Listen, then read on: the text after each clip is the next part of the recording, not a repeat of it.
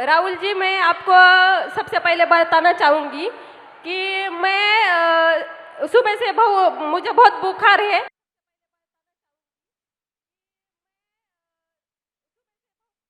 बहुत बुखार है, लेकिन उसके आगे की बात ये है कि मैं जो मांजरी में पिछले 10 दिनों से भूख हड़ताल चल रहा है, जो मेरे भाई बहन जो अनशन पर बैठे हैं, वहाँ से मैं आई हूँ। तो मुझे कहाँ बैठे हैं? मांजरी में, पुणे में ही। अच्छा। हाँ। और क्या कारण क्या है?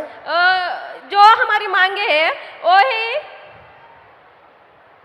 वो इसमें लाई है। मैं आपको आगे बोलो।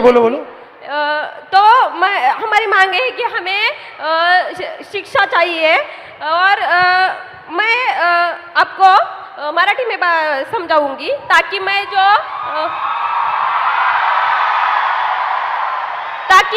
मेरी बात है वो अकेली निशा की नहीं है, वो सब ट्राइबल स्टूडेंट की है, पूरे देश की है, पूरे महाराष्ट्र की है। इसलिए मैं आपको मराठी में बात करके बताऊंगी।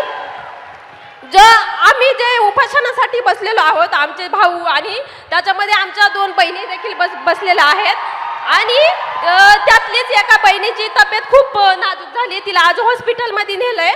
आणि हे सगळं असताना देखील जेव्हा आमचे प्रतिनिधी मंत्रालयामध्ये गेले, तर तेव्हा आमचे जे आदिवासी विकास विभागाचे मंत्री आहेत ते काय बोलले असतील तुम्हाला सांगितलं तर तुमच्या अंगावर काटा येईल। ते म्हणतात, सॉरी, मी याच्यावर काही करू शकत नाही, हे सीएमच्या हातात आहे। मग तुम्ही जर आदिवासी विद्यार्थ्यांच्या विकासासाठी तिथं बसलेत, तर तुम्ही जर तिथं आमच्या विकासासाठी बसलेत आणि तुम्ही जर आमचा विकास साधू शकत नाही, तर तुमचा तिथं बसण्याचा अधिकार नाही, हे मी आज ठणकावून सांगते। आणि दुसरी गोष्ट म्हणजे मी अजून एक सांगेल की ज्या आमच्या भागामध्ये ज्या आश्रमशाळा असतात, तिथं जे सेंट्रल किचन पद्धत लागू केली, जसं की एका ठिकाणी जेवण बनणार आणि ते 70-80 किलोमीटर लांब घेऊन जाणार, आणि त्यामुळे ते जेवण खराब होतं, त्यामुळे विषबाधा होते। आणि विद्यार्थी, आताच एक गोष्ट झाली गडचिरोलीमध्ये, कारण आदिवासी ज्या आश्रमशाळा आहेत त्याच्यामध्ये बेडची सुविधा नाही आहे, पिण्याचं पाणी देखील नाही आहे। त्याच कारणामुळे गडचिरोलीमध्ये विद्यार्थ्यांनी झोपेत असताना त्यांना मण्यार सापाने दंश करून 3 विद्यार्थी मेले आणि 3 विद्यार्थी अजूनही हॉस्पिटलमध्ये आहेत। तर आमची मागणी अशी आहे की त्या विद्यार्थ्यांच्या पालकांना ॲटलिस्ट 1 कोटीची तरी मदत करा, आणि ह्या सरकारने त्यांची मदत 4 लाखांवर मोजलेली आहे।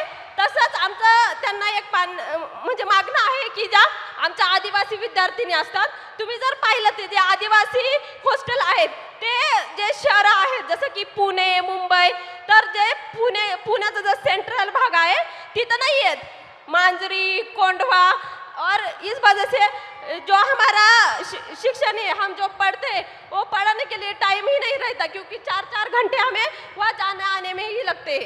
तर ह्या सगळ्या मागण्या घेऊन आम्ही मागच्या 10 दिवसापासून उपोषणासाठी बसलोय। तर माझी तुम्हाला विनंती आहे की मी तुम्हाला जे आता निवेदन दिलं आहे त्याचा विचार करून तुम्ही आमच्या आदिवासी विद्यार्थ्यांसाठी काहीतरी करून आमचा मागणं सोडवण्याचा प्रयत्न करा।